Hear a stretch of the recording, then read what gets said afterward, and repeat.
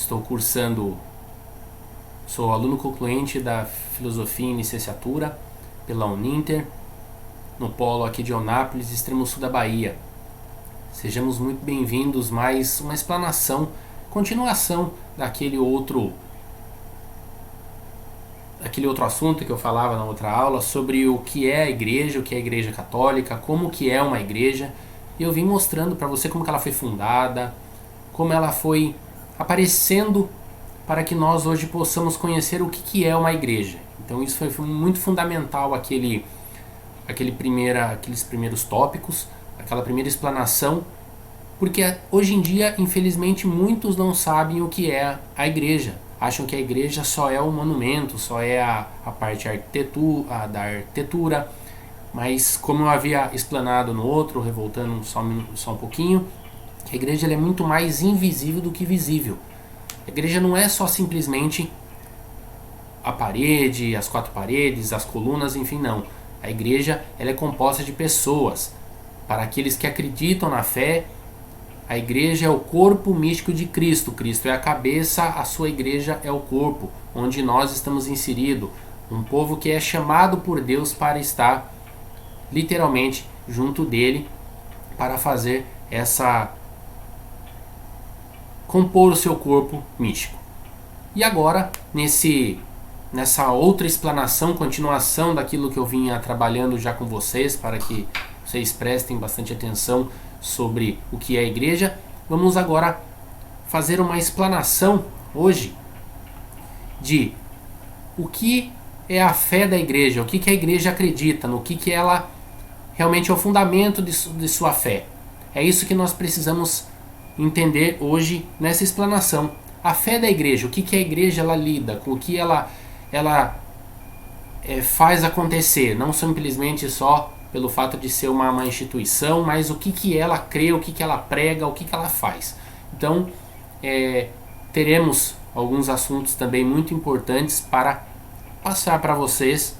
Como eu já disse no primeiro vídeo, torno a repetir, aqui não é função de nada para converter ninguém, simplesmente é uma curiosidade de que muitos não sabem o que é a igreja, o que ela trabalha, o que ela faz, qual é o fundamento dela, o que se ela lida com coisas concretas, enfim, é o que hoje nós iremos trabalhar aqui um pouquinho, tentar explanar para vocês. Como eu já também disse no outro vídeo, o que nós temos que ter em mente que eu estou falando de uma fé, de uma doutrina, coisas que é de 2000 anos, uma tradição de 2000 anos, então não teria como em 8 aulas, em 8 explanações de 1 hora cada, enfim, conseguir trazer esses 2000 anos detalhadamente, mas em si em pedaços. É isso que eu estou tentando com muito carinho trazer aqui para vocês, para que nós possamos colocar em prática o que a gente vem estudando, o que a gente vem transparecendo, para que nós possamos entender um pouquinho mais o que é essa dimensão da igreja, como ela surgiu, de como ela veio, enfim,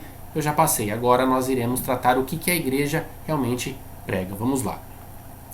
O tripé da igreja. Nós sabemos que um tripé são 3 pernas, então o que ela fundamenta nesse tripé, nessa fé? O que é isso?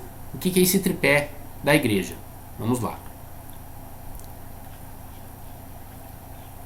Tripé da igreja, o que é isso? O que ele vem a ser, essa parte? O que sustenta a igreja? Porque como nós vemos no monumento, alguma coisa tem que sustentar, que é a base tem que sustentar o telhado. Então a gente não começa uma casa, a gente não começa nada por uma parte de cima. A gente sempre tem que ter um fundamento, nós temos que ter um alicerce para poder colocarmos a parte do telhado. Enfim, nós não conseguimos construir uma casa, enfim, trazendo para os dias de hoje, nós não conseguimos fazer uma casa pelo telhado primeiro. Nós temos que colocar em cima de alguma coisa, em cima de uma rocha, enfim, nós precisamos ter o seu alicerce. O tripé da igreja é composto pelo magistério, que é o que nós iremos trabalhar nessa primeira explanação, o magistério da igreja. Segundo, a tradição, que ela também trabalha, e também com a Sagrada Escritura. Então, o tripé da Igreja Católica, a princípio, o que dá início a tudo ela, é isso: magistério, tradição e Sagrada Escritura.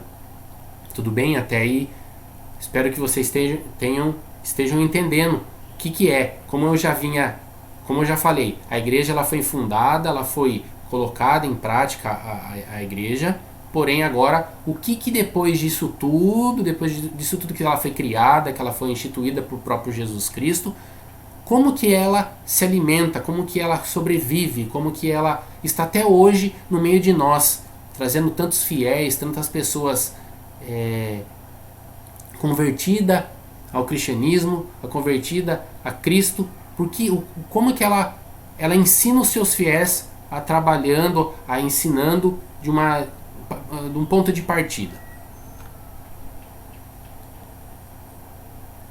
O que é magistério? Que é o que eu preciso trabalhar agora com vocês para vocês entenderem o que é o magistério.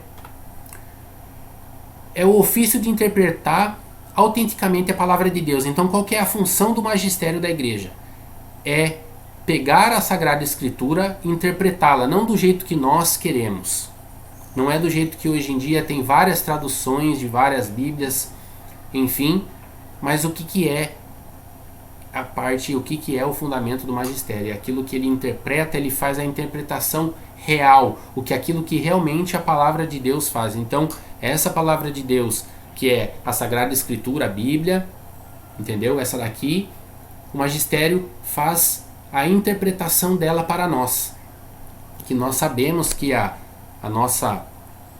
nossa igreja veio primeiro do que a Sagrada Escritura, o que nós conhecemos de Cristo. Então, ela surgiu, a Bíblia ela surgiu da igreja, então por isso que ela interpreta a Bíblia para nós. Porém, o magistério não está acima da palavra de Deus, ele não está acima, ele não é mais importante do que a palavra de Deus. Isso nós temos que tirar de mente, e também nós não podemos cair nesse erro de achar que o magistério ele é mais do que a palavra de Deus. Não, ele simplesmente ele nos ajuda a compreender mais, ele faz com que abrimos a nossa mente, esse universo inteiro da religião, para nós entendermos melhor o que os evangelistas, o que São Paulo em suas cartas paulinas, ele quis nos trazer depois que eles receberam autorização de Cristo para poder fazer as suas missões.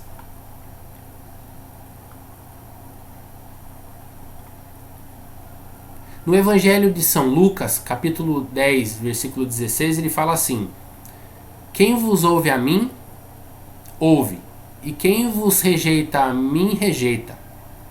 E quem me rejeita, rejeita aquele que me enviou. Então o que ele quer dizer com isso, o Evangelho de São João? De São Lucas, perdão.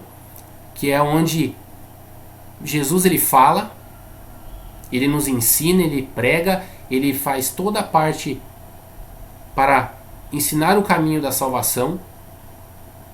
Basta nós querermos ouvir, não rejeitá-lo, porque quem rejeita a palavra de Deus rejeita a Cristo. Quem rejeita o próprio Papa, que fala que o Papa é errado, isso nós também rejeitamos a Cristo. Por quê? Porque ele é o vigário de Cristo, ele está ali para fazer o que Cristo pediu a São Pedro, que vem desde quando eu falei para vocês que temos 266 papas da história, incluindo o Papa Francisco, que hoje é o sumo pontífice da igreja. Então nós temos que entender isso, o porquê que nós rejeitamos essas pessoas, inclusive a pessoa do Papa, nós rejeitamos a Cristo. Está bem claro aqui no Evangelho de São Lucas, como quem vos ouve a mim, ouve. Então quem ouve a verdade, quem ouve a palavra de Deus, ouve a Jesus Cristo falando. E quem as rejeita, rejeita a ele. Então é a palavra. É principalmente o Evangelho. O Evangelho é a boa nova. O Evangelho é Cristo falando através do evangelista que teve a audácia de pegar e escrever para não se perder, para que nós acreditamos. Que é isso que vem falar a palavra de Deus. Aqui no último capítulo, na última página do Evangelho de São João, ele nos fala que, encerrando o Evangelho, que ele está no capítulo 21, versículos 25. Jesus fez ainda muitas outras coisas, se fossem escritas uma por uma. Penso que nem o mundo inteiro poderia conter os livros que deveriam escrever. Então o que ele quis dizer aqui, nessa passagem? que ele fez muito mais coisas do que nós podemos imaginar. Mas eles escreveram para que nós possamos acreditar naquilo, que ele colocou poucas coisas, aquilo que nós podemos entender que ali passou um homem que fez tanto bem à humanidade, que onde eles acharam a necessidade de escrever, que é isso que eles escrevem perante a Cristo e é isso que eles nos ajudam a entender o que Cristo fez na terra. Por isso que ele fala que quem ouve a mim, quem ouve, ouve a mim. Então, essas palavras que são ditas na Sagrada Escritura, também na Santa Missa, quem participa todos os dias da Santa Missa, ou quem vai à missa dominical, nós sabemos que ali a palavra é essencial, que é onde nós escutamos ali, nós estamos escutando Cristo falando. O Padre está ali na frente, ele está em persona Christi, em pessoa de Cristo, então ele está falando por Cristo. E se nós ouvimos ele, nós ouvimos o próprio Cristo. Mas se nós rejeitarmos as coisas ditas na Santa Missa, na palavra de Deus, nós estamos rejeitando o próprio Jesus Cristo. Se nós não temos em mente que se nós negarmos essa parte, nós estaremos negando a ele. Nesse magistério, nós temos o dogma da fé. O que é um dogma? É isso que nós iremos ver agora, que toda profissão, qualquer coisa que você for fazer hoje em dia tem uma regra. Vocês não concordam? Que temos uma regra para nós cumprirmos. O médico, se ele não cumprir a regra onde ele está fazendo a parte dele para se formar, para fazer a parte certa da cirurgia, tal, se ele não fizer o que realmente tem que ser feito, independentemente se ele concordar ou não, ele não está fazendo certo, ele não vai conseguir se formar, ele não vai conseguir operar bem. O advogado, mesma coisa, se ele não fizer a prova da OAB, se ele não fizer as coisas que estão sendo propostas ali, por mais que ele esteja estudando, ele fala, olha, eu não concordo nisso, mas se ele não fizer aquilo certo, ele não vai conseguir. A igreja é a mesma coisa, a igreja tem as suas leis, a igreja tem os seus dogmas. E o que é o dogma da fé? Primeiro que nós temos que ter em mente o que é dogma. É uma doutrina religiosa, como certo, indiscutível como. Ela é indiscutível, que ela foi criada porque ela foi pensada em tudo nisso, não foi dita as palavras ao vento, não foi dita só por um ser humano, mas em si é o que realmente a igreja acredita que aquilo foi escrito, que aquilo que foi, que não pode ser revogado, aquilo que não pode. Então ela é uma doutrina religiosa, como certo, indiscutível como. O dogma sobre Deus, que essa verdade não vai mudar. Ela não vai mudar porque ela já foi totalmente revista isso. Ela foi vista, revista, por isso que é dogmas da igreja. Não foi colocado qualquer coisa ali e falando, não, vai ter que acreditar nisso, acabou. Foi estudado para colocar isso. O que então é o dogma de Deus? Também, o que é o dogma sobre Jesus Cristo? Porque nós temos uma verdade sobre Jesus Cristo. Muitos não conhecem totalmente essa verdade. Se você chegar hoje em dia para uma pessoa, você perguntar quem é Deus? Ah, Deus é um ser supremo, que nós não enxergamos, enfim. Mas aí se você perguntar sobre Jesus Cristo, a pessoa vai falar, foi um cara legal que passou na Terra, mas eles não sabem nem o que Jesus Cristo fez por nós. Então, é o dogma da fé, o que realmente foi feito, o que foi dito sobre esse dogma. Também o dogma da criação do mundo, de como ele foi criado, e também os dogmas do ser humano, o que é exatamente aí. São meio paralelos os dogmas da criação do mundo com o dogma sobre o ser humano. Eles estão parcialmente ali, que vocês já vão ver, que a gente já vai explanar. Também os dogmas marianos, que é onde muitas religiões, principalmente a igreja protestante, não entendem esses dogmas marianos. Que é o que? Por que nós falamos tanto de Maria, que é fundamento também da Sagrada Escritura, da Bíblia. E também temos fundamentos ali, que não porque a igreja precisou impor para a gente acreditar, mas ela ajudou nós a interpretarmos que aquilo é uma verdade absoluta, aquilo que não pode ser mudado. Os dogmas sobre o Papa e a igreja, dogmas sobre os sacramentos também, que muitos não entendem o que é os sacramentos, e também os dogmas sobre as últimas coisas que podem acontecer no mundo.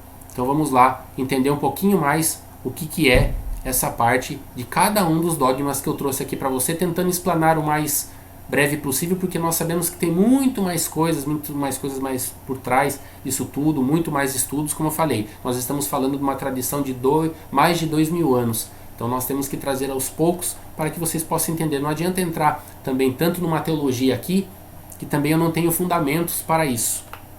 Vamos lá, os dogmas de Deus. A unidade de Deus não existe mais que um único Deus. Nós temos que ter em mente isso. Principalmente quem é cristão e principalmente cristão católico. Essa é a verdade absoluta. Nós não temos outros deuses. É o único Deus. Deus é eterno. Deus não tem princípio nem fim.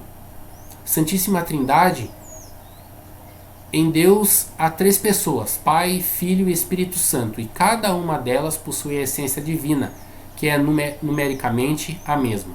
Então o que ele quer dizer aqui? Deus é eterno. Deus não tem princípio e não tem fim. Deus é onisciente, onipresente e onipotente. Uma vez na aula de filosofia perguntaram para o professor: quem criou Deus? Porque nós temos uma matéria chamada antropologia filosófica, que estuda onde nós viemos, aonde estamos e para onde vamos. Então perguntaram para esse professor: quem criou Deus? Ninguém cria Deus. Deus é incriável. Ele cria Ele mesmo. Ele é por si próprio. Então por isso que Ele não tem nem princípio e nem fim, porque Ele é o princípio e o fim de todas as coisas. É isso que nós temos que acreditar nas palavras da Santa Igreja.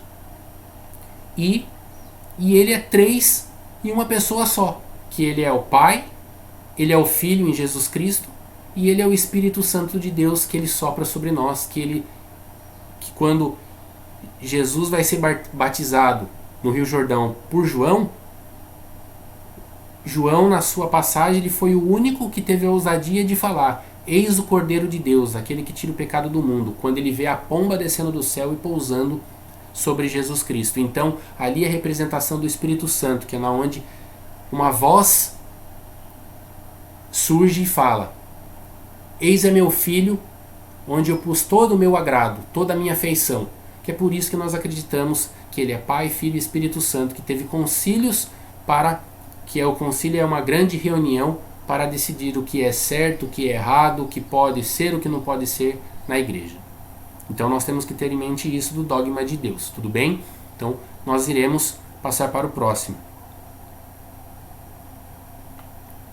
Os dogmas sobre Jesus Cristo, que esse também é muito importante, não que os outros não sejam, mas esse também é muito importante. Vamos lá, Jesus Cristo é o verdadeiro Deus e Filho de Deus por essência. Nós, meros humanos, nós somos filhos de Deus, mas o primogênito de Deus é Jesus Cristo, onde nós temos uma oração que nós fazemos sempre ao meio-dia, as horas canônicas, que é o Ângelus, onde nós falamos: e o Verbo divino se fez carne e habitou entre nós. O Verbo divino, Deus, que se ajuntar ao ser humano, se encarnando, não reencarnando, hein?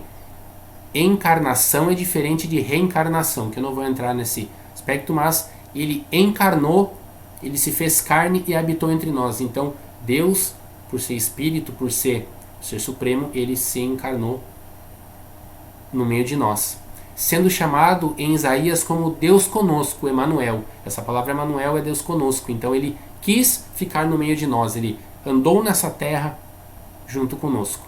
Então aí que nós temos isso em mente. Nós temos que ter muito bem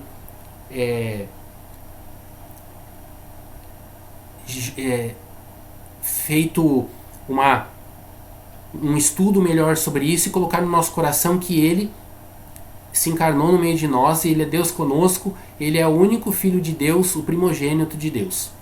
O dogma diz que Jesus Cristo possui a infinita natureza divina, com todas as suas infinitas perfeições, por haver sido engendrado eternamente por Deus. Então, essa parte também, Jesus Cristo ele é perfeito. Ele se igualou todo a nós, menos no pecado. Ele teve dores, ele teve sofrimentos, ele teve alegrias, ele tinha tudo que um ser humano que nós temos, porém a única coisa que ele não nos igualou foi no pecado, que Jesus ele é puro porque ele é filho de Deus. Ele não pode ter pecados, ele não pode ser outra pessoa a não ser o próprio Deus junto conosco. É Deus conosco, por isso que Isaías fala, Deus conosco.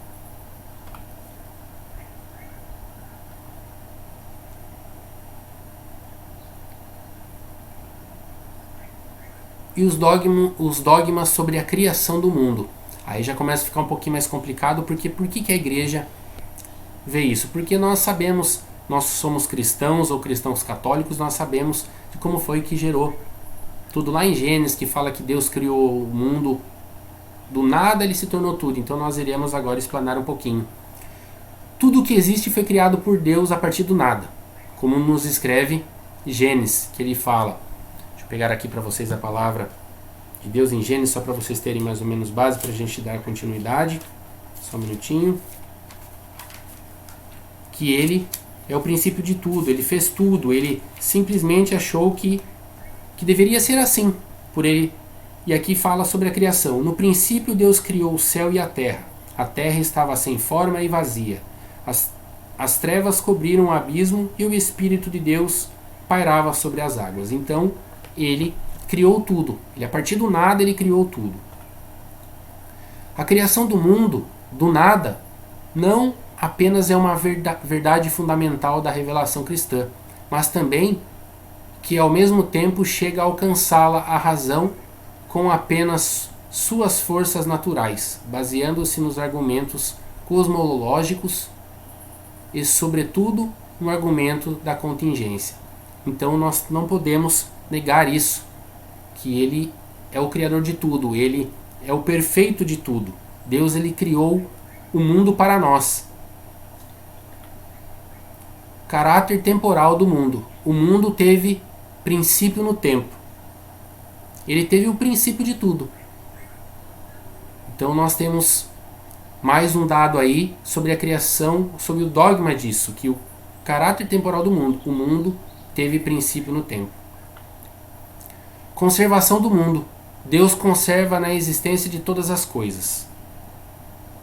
Então esse é o dogma sobre a criação do mundo. Esse 4 aqui eu peço perdão, porque eu acredito que eu devo ter colocado aqui sem querer, mas aqui ele não significa nada. Ele foi sem querer. Os dogmas sobre o ser humano, como eu disse, ele é parcialmente igual. Tudo o que existe foi criado por Deus a partir do nada. Na parte da criação, Deus achava que tudo era bom, ele viu que tudo era bom, então tudo que ele criou, o céu e a terra, a luz maior para governar o dia, a pequena luz para governar a noite, que é o sol e a lua. Ele criou os animais, ele criou as aves, ele criou os animais domésticos, ele criou tudo, mas ele achou que para tomar conta, para dar nome a tudo isso, para poder se proliferar na terra, ele criou o homem do barro, onde é descrito na criação. A criação do mundo do nada não apenas é uma verdade fundamental da revelação cristã, mas também que ao mesmo tempo chega a alcançá-la a razão, com apenas suas forças naturais, baseando-se nos argumentos cosmológicos e sobretudo no argumento da contingência. Então é parcialmente igual.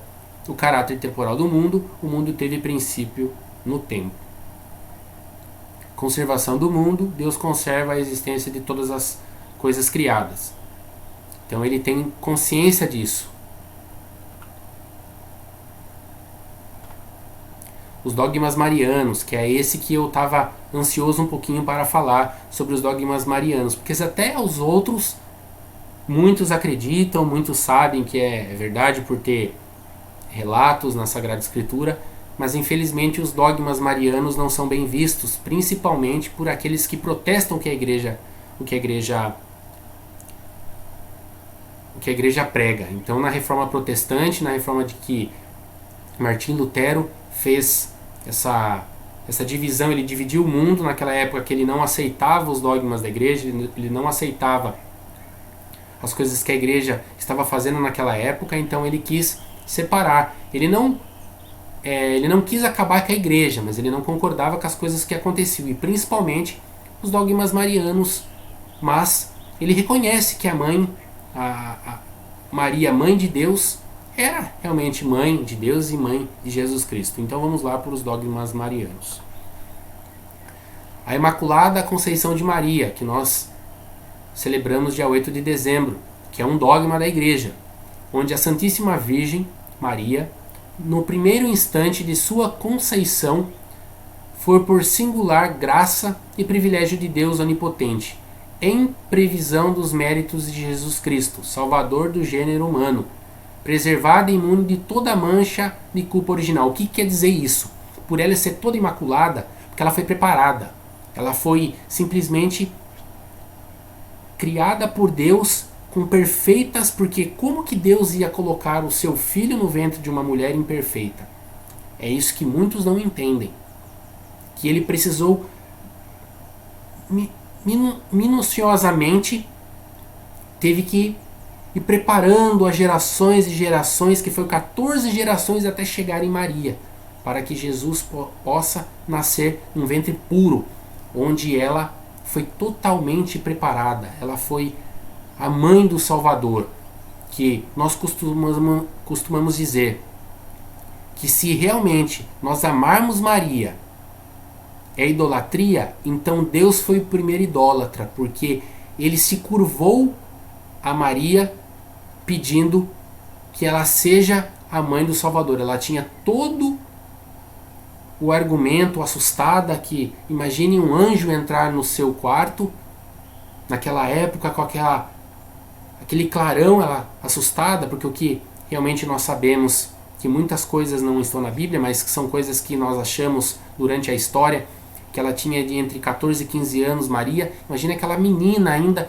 recebendo uma visita de um anjo falando que seria a mãe de um homem que ia salvar o mundo. Por isso que nós rezamos na oração do Ângelus mais uma vez, que ela fala: o anjo do Senhor anunciou a Maria, e ela concebeu do Espírito Santo.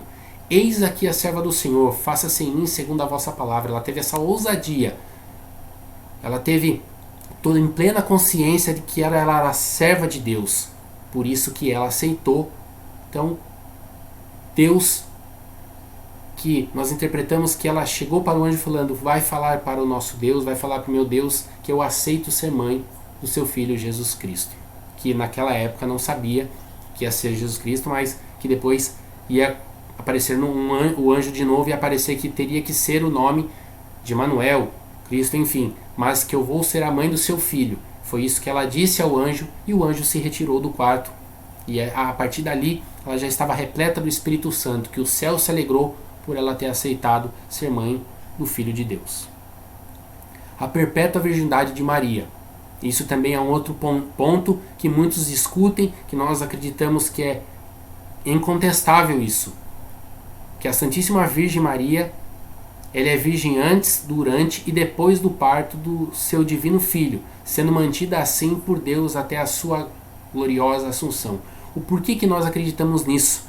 Que ela sendo mãe, ela sendo preparada 14 gerações depois, 14 gerações, ela foi preparada para ser a mãe do Salvador, que não foi fácil dizer para José, seu esposo, que ela ia ser mãe, mas que nenhum homem havia tocado, nenhum homem tinha feito nenhuma concepção do ato sexual por Maria.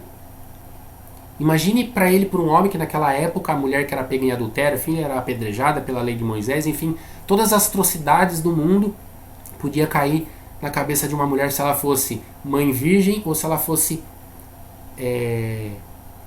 se ela não fosse pura. Ao contrário de hoje, felizmente, as coisas que acontecem hoje já não são mais assim, porque já são vistas com outros olhos. Mas naquela época era muito rígida essa lei. Então imagine para José receber essa notícia, e ele a princípio ele negou ela em silêncio, porque se ele negasse a ela por todas as pessoas vendo, isso prejudicaria ela seria apedrejada, ela não seria preservada de tudo que Deus criou nela. Então por isso que ela foi toda preparada. E também o porquê que ela se preservou, que depois que Jesus nasceu, ela quis se consagrar a Deus. Ela é totalmente consagrada a Deus por ela ter sido, depois da sua concepção, depois que Jesus nasceu na gruta de Belém, ela quis se consagrar, porque ela sabia que ele era uma dádiva de Deus. E também, depois que Jesus cresceu, no seu início da sua vida pública, no sentido de que ele começou antes dele receber o Espírito Santo, pelo que conta a história, José, felizmente, faleceu, ela já não tinha mais esposa e também ela não tinha pretensão nenhuma de casar, porque naquela época as mulheres que eram assim não podiam casar de novo. Então, por isso que nós acreditamos que Maria, ela realmente, ela foi virgem antes, durante e depois. Isso é incontestável. Maria, mãe de Deus. Isso também nós temos que entender o porquê que é Maria, mãe de Deus. Maria, como uma virgem perpétua,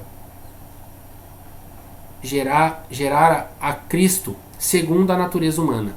Mas quem dela nasce, ou seja, o sujeito nascido não tem natureza humana, mas sim suposto divino que a sustenta, ou seja, o Verbo.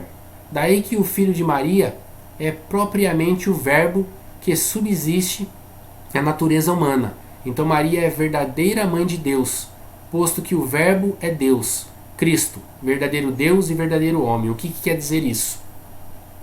Que Maria, como nós rezamos na Ave Maria, cheia de graça, o Senhor é convosco, bendita sois vós entre as mulheres e bendito é o fruto do vosso ventre, Jesus. Santa Maria, mãe de Deus. Porque toda a primeira parte da Ave Maria é tirada da Sagrada Escritura, que é onde tanto a sua prima Santa Isabel quanto o anjo fala: Maria, cheia de graça, o Senhor é contigo. Então por isso tal. Mas a segunda parte foi que nós acreditamos que o quê? Por ela ser mãe de Deus, mas que coisa é essa? Como é que ela pode ser mãe de uma pessoa que é mais velha? Não, mas espera aí. Nós estamos falando do Deus Filho. Ele é mãe de Deus, porque se Deus ele é o Pai, ele é o Filho, é o Espírito Santo, ela foi mãe de Deus. Que Deus, ele se fez carne e habitou entre nós, e Cristo, ele é verdadeiro Deus e verdadeiro homem. Ele tinha duas naturezas, que temos um concílio aí que realmente faz esse estudo, porque na cruz quem morreu foi a divindade de Cristo homem. Deus não morre, ele é imortal. Quem morre somos nós. Ali quem morreu foi a natureza humana de Cristo, não foi a natureza divina dele. Então ele é verdadeiro Deus e verdadeiro homem. Deixa eu tirar aqui da frente para vocês poderem enxergar melhor.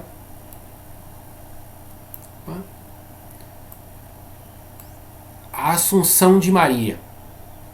Maria foi assunta ao céu imediatamente depois que acabou sua vida terrena. Seu corpo não sofreu nenhuma corrupção, como sucedera com todos os homens que ressuscitarão até o final dos tempos, passando pela composição. O que seria isso? O que é essa parte que fala sobre a Assunção de Nossa Senhora? Que ela foi elevada aos céus por ela não conter o pecado original, porque ela foi preservada, que Deus preservou, e também por ela não ter pecado, porque ela era mãe de Deus. O que nós temos que entender é isso, que ela era mãe de Deus. Como é que ela pode conceber um pecado sendo que ela era mãe de Deus? Que ele não ia colocar, como eu havia dito, o seu filho em qualquer ventre. Ele não ia fazer isso. Então, por isso, Maria foi assunta aos céus, porque ela foi elevada. Nós acreditamos que o que nós pregamos, que ali ela teve uma dormição, a dormição de Nossa Senhora, onde ela entrou em profundo sono e foi elevada com o corpo e alma aos céus. Por isso que nós, na oração do Santo Terço, nós falamos que ela foi coroada no céu e na terra e nos céus, como rainha de todos os santos e anjos. Por isso que ela foi assunta aos céus, que ela foi preservada de todo o pecado original. Como dito da Imaculada Conceição, que ela foi totalmente imune da mancha do pecado original. E depois dos dogmas de Maria, vem os dogmas sobre o Papa e a Igreja, que é onde nós entramos já nesse âmbito da Igreja mais uma vez, sobre o Papa. A Igreja foi fundada pelo Deus e homem Jesus Cristo. Então ele era verdadeiro Deus e verdadeiro homem. Nós vimos na outra explanação que Jesus, ele fundou a sua igreja sobre Pedro, sobre essa pedra edificarei minha igreja. Então a igreja foi fundada por Jesus Cristo, Pedro. Pronto, esse é o dogma sobre a igreja e também sobre o Papa.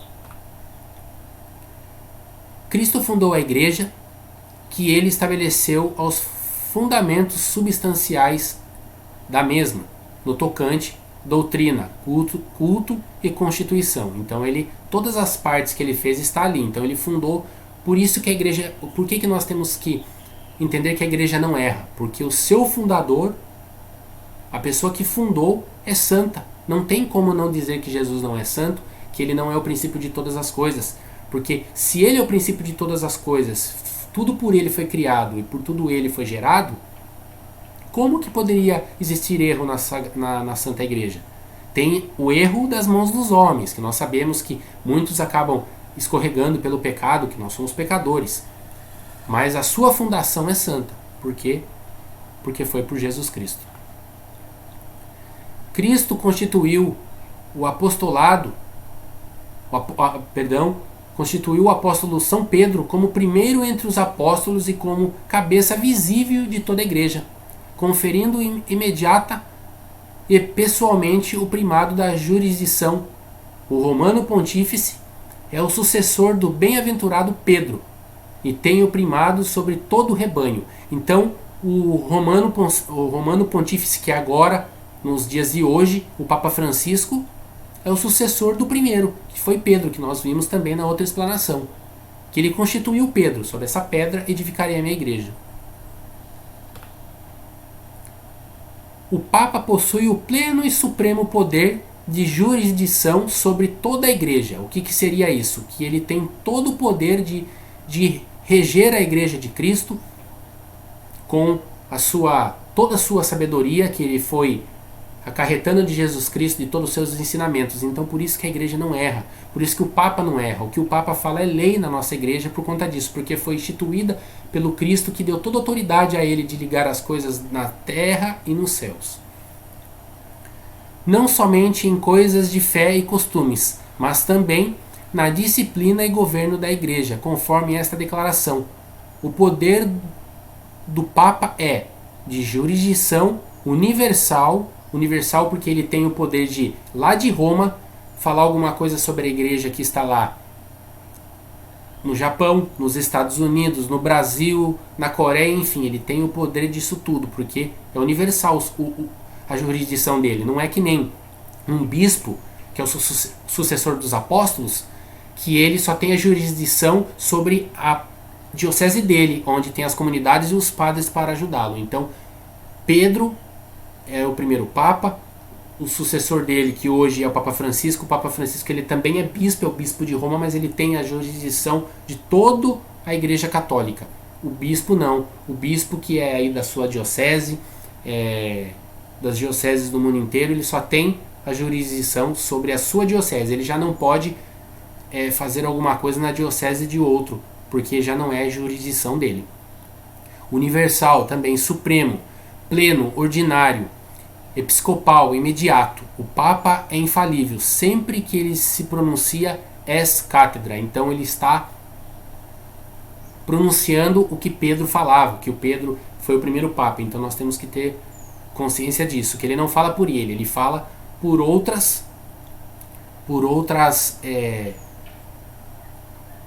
não, ele fala pelo Pedro. Então ele está falando o que Cristo falou, as palavras de Cristo. Então ele está regendo a igreja perante a isso. Então nós temos que ter em mente isso. Então o Papa sempre ele vai pronunciar ex cátedra, que ele sabe que isso é o que Pedro está falando no nome da igreja, que ele se pronuncia e também ele se dá, ele ajuda a entender que ali é uma pronúncia que é infalível. Então é ex cátedra. Para compreender este dogma, convém ter na lembrança: sujeito da infalibilidade papal é todo o Papa legítimo, em sua qualidade de sucessor de Pedro, e não outras pessoas ou organismos. Exemplos: congregações pontificais, a quem o Papa confere parte de sua autoridade magistral. Então, outras pessoas sobre a Igreja não têm voz ativa de nada, porque nós sabemos que temos uma hierarquia. A igreja sobrevive da hierarquia, ela não vive da democracia, que cada um fala uma coisa. Então não temos essa autoridade. Eu não tenho autoridade por ser católico de chegar e falar assim, eu não quero isso, pronto, acabou. Eu não tenho essa autoridade.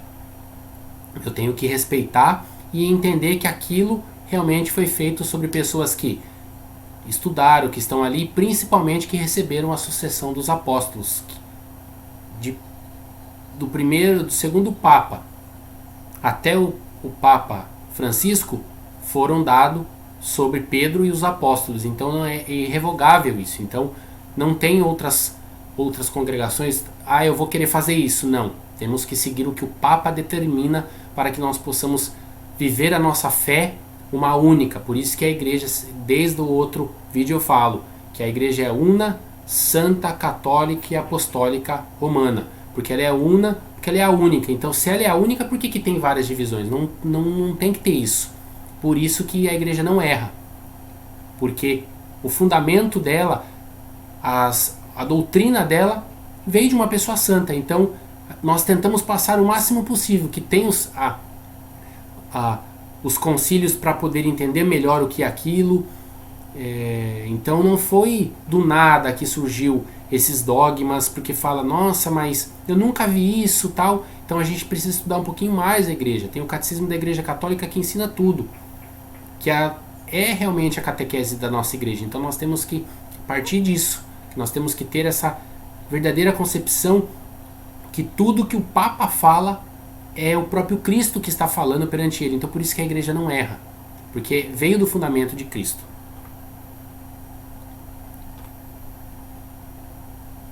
Deixa eu tirar aqui da frente de novo. O objetivo da infalibilidade são as verdades de fé e costumes, reveladas ou íntima conexão com a revelação divina. A condição da infalibilidade é que o Papa pronuncie ex cátedra, como ele pronuncia na Cátedra de Pedro, que é o supremo, é o poder supremo da igreja, e só quando pronuncia ex cátedra. Que quando ele pronuncia isso é porque é verdade absoluta, não pode ser revogado sobre isso. Que fale como pastor e mestre de todos os fiéis, fazendo uso de sua suprema autoridade. Que tenha a intenção de definir alguma doutrina de fé ou costume para que seja acreditada por todos os fiéis. As encíclicas pontificais não são definições ex cátedra, mas também não podem estar em contradição com o magistério ordinário universal. Então, tudo que ele escreve em nome da igreja, então não pode ter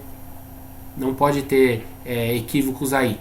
Até porque tudo que está falando no magistério é o que realmente nós aprendemos da tradição, que ela interpreta a Sagrada Escritura. Então não pode estar em divergência, não pode estar em contradição o que o Papa fala com o magistério da igreja.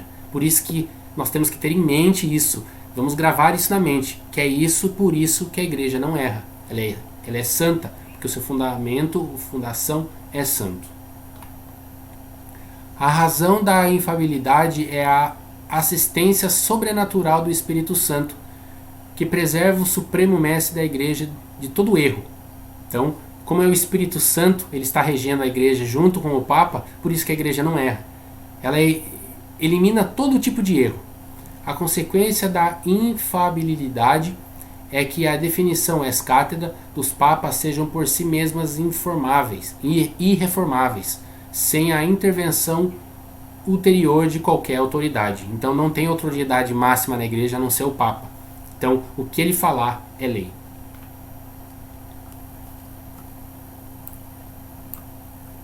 A igreja é infalível quando faz definição em matéria de fé e costumes. Estão sujeitos à infalibilidade o Papa enquanto fala ex cátedra. O episcopado pleno, com o Papa que é a cabeça do episcopado, é infalível quando reunido em concílio ecumênico o disperso pelo rebanho da terra. Ensina e promove uma verdade de fé ou de costumes que sempre foi ensinada pela igreja. Agora nós iremos entrar nos dogmas sobre os sacramentos, que é outro tema também que, desde o mariano até esse, é um pouco complicado porque muitos não entendem esses sacramentos. Vamos lá. O sacramento do batismo é o verdadeiro sacramento instituído por Jesus Cristo. Foi dado todo o poder no céu e na terra, e de ensinar todas as pessoas, batizando-as em nome do Pai, do Filho e do Espírito Santo. Que, se você quiser seguir um pouquinho mais ali, as leituras, que tem várias leituras falando sobre isso, mas a que eu encontrei que está um pouco mais claro é em Mateus 28, 19 a 20. Então, aqui, se você for encontrar, você vai entender um pouquinho mais sobre o batismo.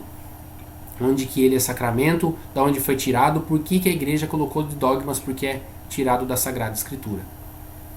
A confirmação ou o crisma, como nós estamos acostumados a ver em nossas comunidades, em nossas paróquias, em nossas dioceses, mas também se diz confirmação.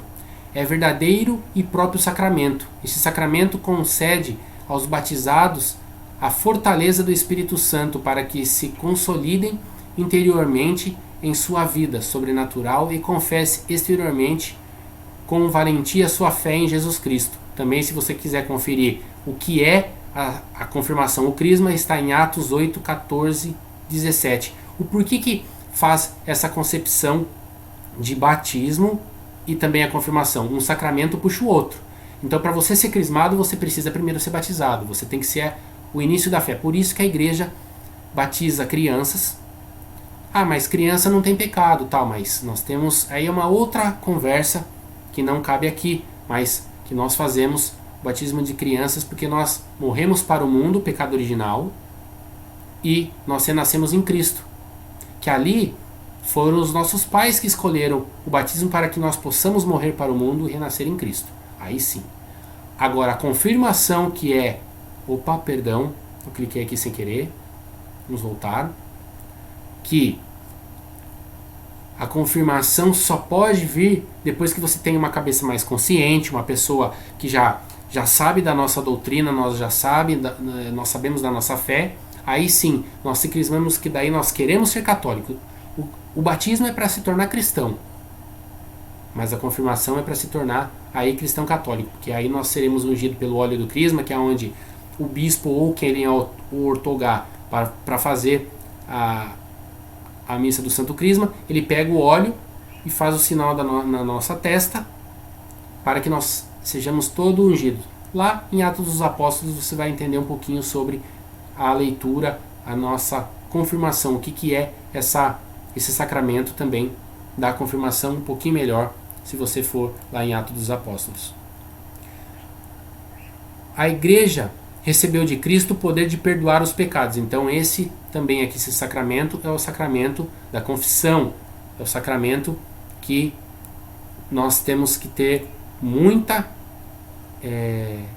consciência de quanto ele é importante. Perdoar os pecados cometidos após o batismo.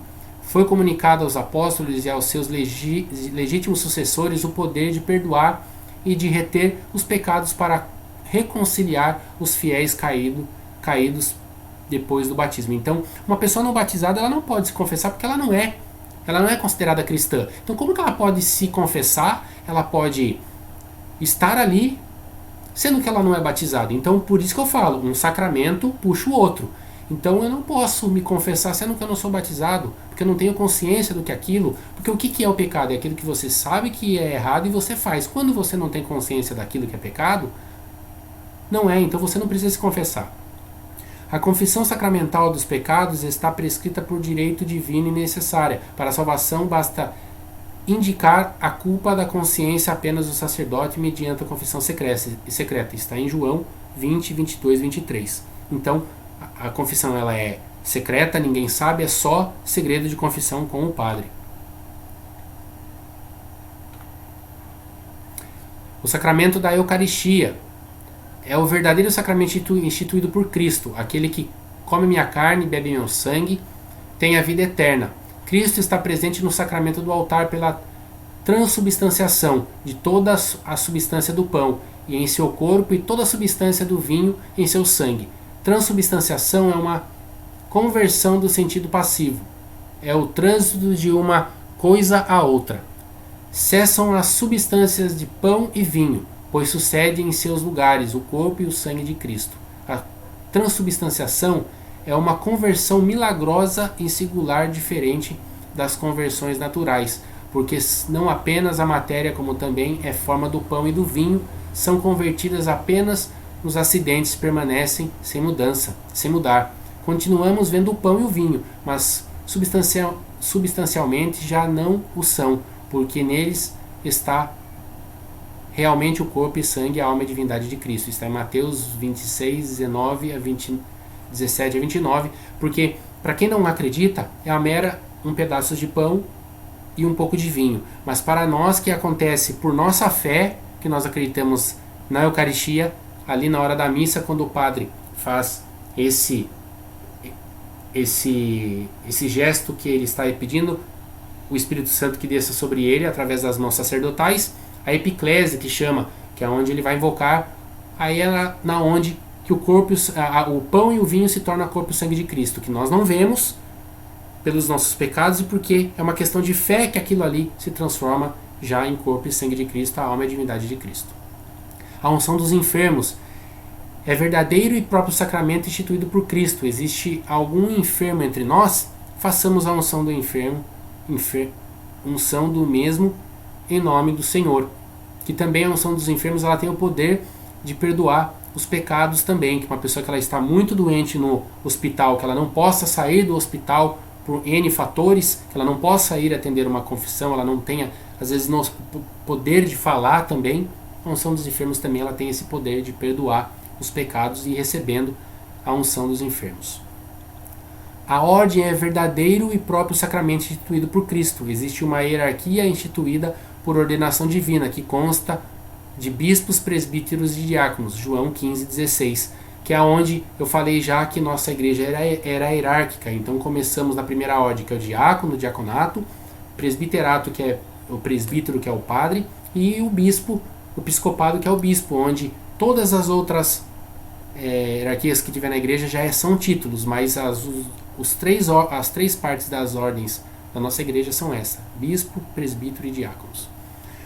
E o último é o matrimônio, é o verdadeiro e próprio sacramento. Cristo restaurou o matrimônio instituído e bendito por Deus, fazendo que recobrasse seu primitivo ideal da unidade e dissolubilidade e elevando a dignidade do sacramento. Marcos 10, 7.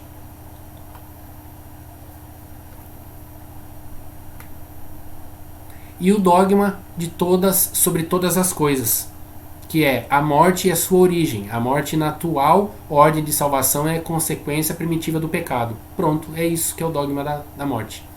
O céu, o paraíso, as almas dos justos que no instante da morte se acham livres de toda a culpa e pena de pecado entram no céu. O inferno é uma possibilidade graças à nossa liberdade. Deus nos fez livre para amá-lo ou para rejeitá-lo. Se o céu pode ser representado como onde todos vivem em plena comunhão entre si e com Deus, o inferno pode ser visto como solidão, divisão e ausência do amor que gera e mantém a vida. Deve-se salientar que a vontade de Deus é a vida e não a morte de quem quer que seja. Jesus veio para salvar e não para condenar. Então, o inferno é isso, que quem não crê em Jesus Cristo irá para o inferno. Quem crê terá o céu, que é isso que a igreja prega. Então ele dá a escolha, ele dá totalmente o livre-arbítrio de você querer seguir o caminho dele ou não.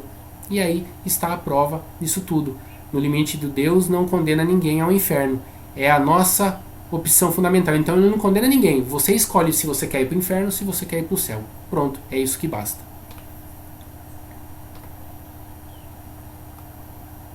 O purgatório, as almas dos justos que no instante da morte estão agravadas por pecados veniais ou por penas temporais devidas pelo pecado, vão ao purgatório. O purgatório é estado de purificação. Então, purgatório, purificação. Então, também é um dogma onde existe o purgatório, que é onde a igreja prova isso, que existe o purgatório. O fim do mundo e a segunda vinda de Jesus Cristo também é um dogma onde nós sabemos que ele teve a primeira vinda e vai ter a segunda vinda para julgar os vivos e os mortos, onde ele vai restabelecer a paz, porque aí não vai ter acepção de rico, pobre, negro, branco, cabelo crespo ou não, enfim, se é político ou não, ele vai conseguir juntar todos e também ressuscitar os que estão mortos, e o vivo prevalecerá a vida. A ressurreição dos mortos no último dia, como havia dito, aos que creem em Jesus e comem de seu corpo e bebem de seu sangue, eles prometem a ressurreição. O juízo universal. Cristo, depois de seu retorno, julgará todos os homens. Então ele vai julgar os vivos e os mortos como pela sua segunda vida. E com isso eu encerro a minha explanação sobre o que é o tripé da nossa igreja, e no próxima explanação nós veremos o que é o magistério, a tradição, que eu elenquei o magistério, e na próxima explanação nós iremos partir da tradição que faz parte do tripé da igreja. Muito obrigado por vocês estarem aqui junto comigo, participando dessa explanação, trazendo um pouquinho mais da doutrina católica a todos vocês, e também muito obrigado por ter paciência, estudarem junto comigo, porque ao mesmo tempo que eu estou ensinando um pouquinho do que eu sei, também eu estou aprendendo com vocês. Muito obrigado, até a próxima.